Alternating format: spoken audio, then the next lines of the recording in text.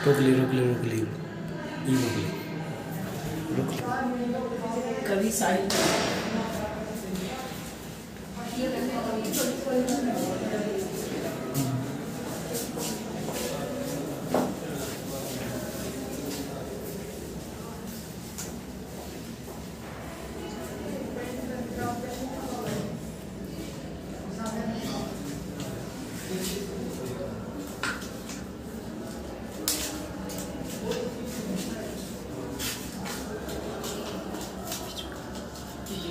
वर्धा महाराष्ट्र से आई है कवि साहिल कुमार जी की किताब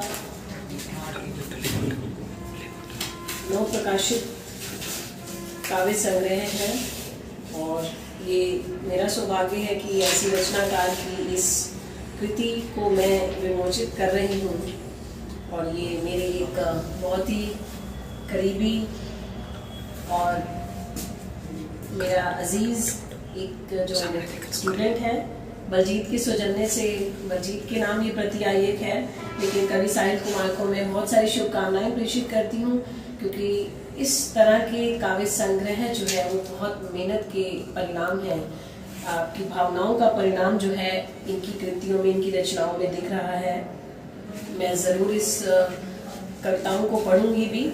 और साहिल कुमार जी ने बलजीत को जो एक इस कृति के रूप में स्नेह भेजा है, उन तक मैं अपनी शुभकामनाएं और अपना दिल से प्रेम प्रेषित करती हूँ, स्नेह प्रेषित करती हूँ कि आप इसी तरह से निरंतर काव्य साधना में रत रहें, लीन रहें।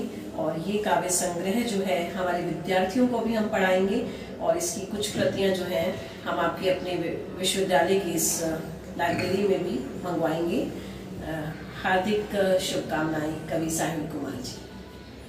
आग्रह किया था और एक सूचनार्थ हमने एक अनुमति मांगी थी प्रोफेसर साहब से कि एक यशपाल साहित्यकार की जयंती हमने मनानी है, तो सर ने हमेशा की तरह किसी भी चीज़ के लिए सर की ना नहीं होती है। अनुमति बहुत सहर्ष देते हुए आप लोगों का जो एक सहयोग मिला और उसमें जो आप लोगों ने तैयारी की, और मैं कुछ भी कहने के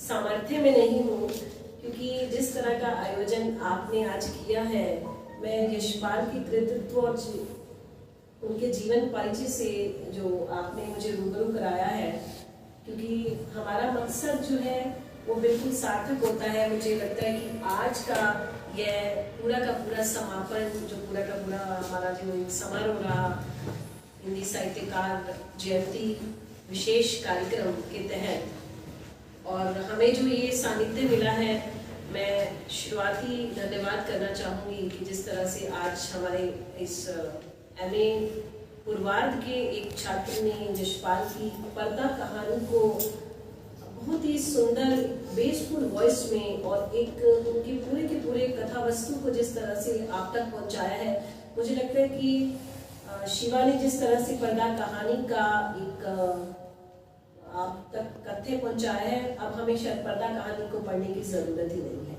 तो बहुत सुंदर पर्दा कहानी का इसने एक पाठन किया, यहाँ शिवा का धन्यवाद करती हूँ। उसके बाद हमारा एक और छात्र जो है सचिन MA उत्तरार्ध का, उसने दिव्या उपन्यास पर प्रकाश डाला, साथ ही अखबार में नाम के नामक एक जो कहानी यशपाल की प्रचलित कहानी रही, उसके बारे में भी हम सबको ज्ञान हुआ। एक बच्ची ने यहाँ पर अनु ने फूलों का गुट्टा कहानी को हमारे समक्ष रखा। तो मेरे कहने का मतलब ये है कि सब धन्यवाद के पात्र हैं। बच्चों से होते हुए एक लास्ट एक बच्ची का मैं नहीं सुन पाई थी, जो जिसने रिंकू ने, तो मैं सभी बच्चों का धन्यवाद करती हूँ तहे दिल से। और मंच संचालक की भूमिका में दिनेश ने तो इस कार्यक्रम को 4 चांद लगा दिए हैं। बहुत ही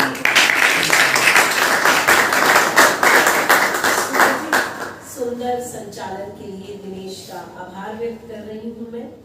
और आज आपको यशपाल से किस तरह से जीवन की ओर लेकर के गए हैं डॉक्टर विजेंद्र सिंह दहिया जी का मैं धन्यवाद करती हूँ, दिल से आभार व्यक्त करती हूँ। क्योंकि इस तरह की आयोजन में अगर हमें इस तरह का सानिध्य मिलता है तो बहुत बड़ी बात है। हम अभी उस जगह पर हैं जहाँ से अभी फूल खिलने बाकी हैं, अंकुर बो दिए गए हैं, फूल पत्तियाँ आएंगी, उन पर पुष्प भी आएंगे, सुगंध जो है वो बहुत सालों बाद फैलेगी। तो ये जो सुगंधी, ये सुवास जो यहाँ से निकले वो ऐसी निकले कि बाहर हरियाणा में ही नहीं बल्कि बाहर जगहों पर भी हमारा विश्वविद्यालय का नाम हो, हिंदी विभाग का नाम हो। लेकिन अभी जहाँ पर हम हैं वहाँ केवल और केवल हमें जड़, जमीन, पानी, धूप सब कुछ चाहिए।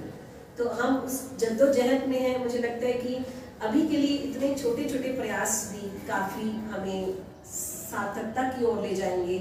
और जो एक तरह से मैं दिल से धन्यवाद करना चाहती हूँ प्रोफेसर कृष्णाराम बिश्नोई जी का, कि उन्होंने छोटे छोटे अपने उन अनुभवों से, छोटे छोटे उद्धरणों से और उदाहरण देते हुए आपको जो एक साहित्य से राबता कराया है, साहित्य से संबंध स्थापित कराया है, वो इस तरह के अनुभवी व्यक्ति ही करा सकते हैं। क्योंकि जो पढ़ा लिखा होता है वो बहुत सालों का एक अनुभव जो है अंत में आकर के हमारे, मुझे लगता है कि जिस्म में जमा हो जाता है, दिमाग में जमा हो जाता है। तो हम कहना बहुत कुछ चाहते हैं, और अगर छोटी छोटी बातों से आप हमारे इशारे को भी समझ लें, जहाँ तक ये पहुँचाने की चेष्टा आप कर रहे हैं ना, बस वो संकेत ही काफ़ी है। ये संकेत आपको उस जमीन तक ले जाएंगे जहाँ आपने खड़े होकर के अपने पाँव टिका देने हैं, वो उस चीज़ तक ले जाने का प्रयास आपको कर रहे हैं। तो आपको उस धरातल पर पहुँच करके अपने पाँव को अडिग विश्वास के साथ रखना है। जिस विश्वास की वो बात कर रहे हैं, जिस साहित्य की बात करते हैं, वो आप में आरोपण की बात कर रहे हैं, आत्मसात करने की बात कर रहे हैं। तो ये आप उनके इशारों को, उनके संकेत को समझिएगा। मैं तहे दिल से सर का भी आभार व्यक्त करती हूँ कि आज पूरा समय जो है वो आपको उन्होंने सुना भी है और हमारे बच्चों को आपका मार्गदर्शन भी मिला है। और सतपाल का नाम, सतपाल ने अपना एक, क्योंकि सतपाल का एक अलग टैलेंट जो है वो उसके पास ही है, और मैं उसकी भी तारीफ करूँगी, क्योंकि सतपाल साहित्य से पत्रकारिता की ओर भी आपको लेकर के आए। आज के संदर्भ में समसामयिक किस तरह से कहानी से उस महिला की स्थिति को उठाते हुए आज के परिदृश्य में महिलाओं का क्या भूमिका है, क्या हश्र हो रहा है, उस तक सतपाल की दृष्टि गई है। ये एक नवीनीकरण है, ये आज के समय की जो प्रासंगिकता है उसको भी कह सकते हैं। तो समाज के लिए सोचना भी जो है साहित्यकार का ही काम है। सतपाल ने इस और भी दृष्टि डाली है। हमारे कुछ बच्चे आज पत्रकारीय काम भी कर रहे हैं। मैं इस बच्चे का नाम लेना चाहूँगी, इसने पत्रकारिता ऑप्शन भी लिया है, और ये बच्चे आज स्वीकार किया इन्होंने कि हम आज का प्रेस रिलीज बनाएंगे। तो ये आज उनकी शुरुआत ही है इस कार्यक्रम से, ये प्रेस नोट लिख रही हैं। तो इसका भी मैं ऋतु का भी धन्यवाद करती हूँ कि आज हमारे दो बच्चे बड़े ही स्नेही और साहित्य जहाँ भी लगता है ना कि नजर में आ रहा है, सुनने में आ रहा है, वहीं पहुंच जाते हैं। और बहुत बातचीत मेरी साहित्य को लेकर के बलजीत से होती है।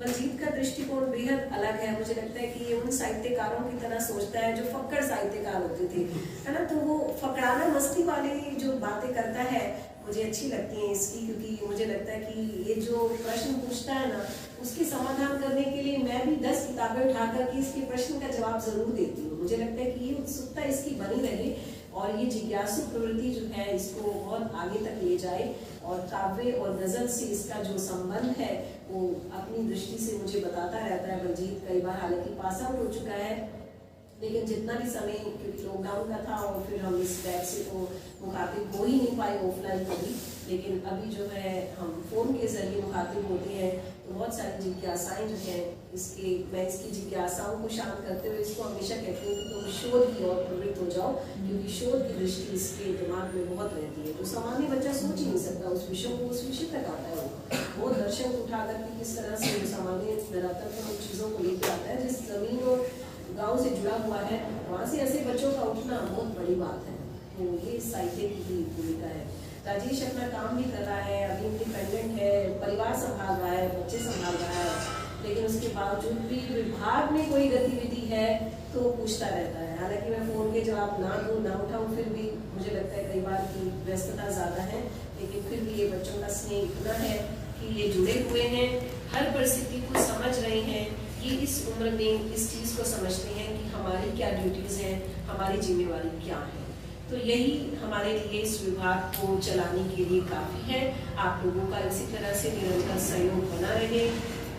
और हर उस फूल पत्ती का भी धन्यवाद जो हमारे सामने पड़े हुए हैं, और आपका जो इस तरह से स्नेह जो दिख रहा है ब्लैक बोर्ड पे। हालांकि हमारे पास संसाधन बहुत कम है, आप इस चीज़ से पूरी तरह से वाकिफ हो चुके हैं।